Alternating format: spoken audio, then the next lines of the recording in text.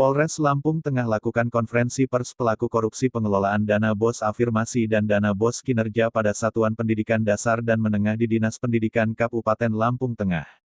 Tahun anggaran 2019.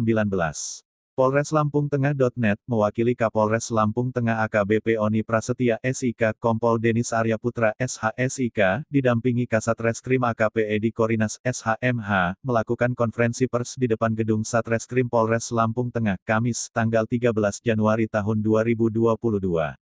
Dalam keterangannya Kabak Ops Kompol Denis bahwa Satreskrim Polres Lampung Tengah dalam hal ini unit Tipikor berhasil mengungkap tindak pidana korupsi.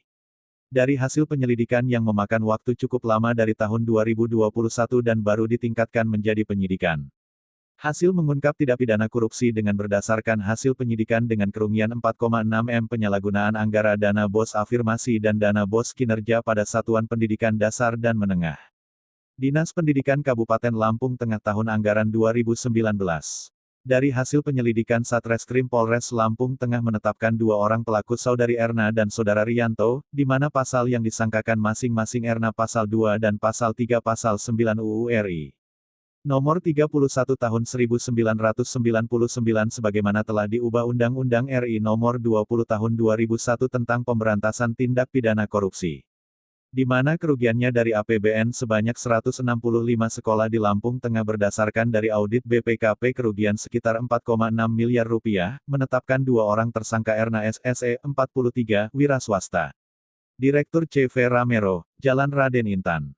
Nomor 224 RT, 002 RW 002 Pekon Wonodadi Kecamatan Gading Rejo Kapring Sewu. Sedangkan Rianto, Espet, MM. 59, PNS Dinas Pendidikan Kabupaten Lampung Tengah, Dusun Candi Waringin RT 010 RU 005 Kam. Bandar Sakti Kec. Terusan Nunyaikap, Lampung Tengah, jadi kedua orang tersebut ditetap tersangka oleh Satreskrim Polres Lampung Tengah.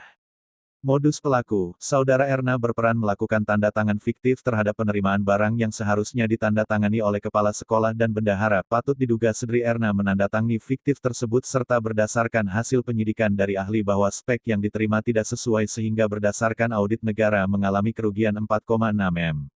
Sedangkan Saudara Rianto beliau menyalahgunakan wewenangnya di mana kepala sekolah untuk menerima apa yang menjadi perbutan Erna tersebut, sehingga tindak pidana konspirasi korupsi bisa berlangsung dan terlaksana karena yang memiliki wewenang Saudara Rianto, untuk memerintahkan kepala sekolah yang mendapatkan bantuan dari 165 sekolah.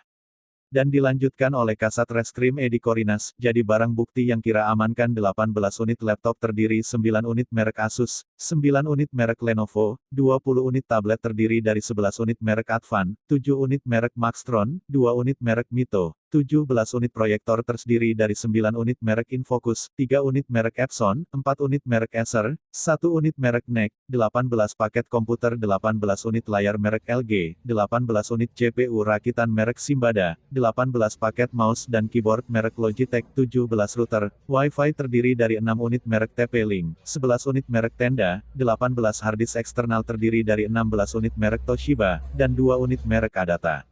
Adapun Erna S. tersangka ini akan kita jerat dengan pasal 2 pasal 9 UU RI nomor 31 tahun 1999 sebagaimana telah diubah Undang-Undang RI nomor 20 tahun 2001 tentang pemberantasan tindak pidana korupsi dengan ancaman 20 tahun penjara dan dendanya 1 miliar.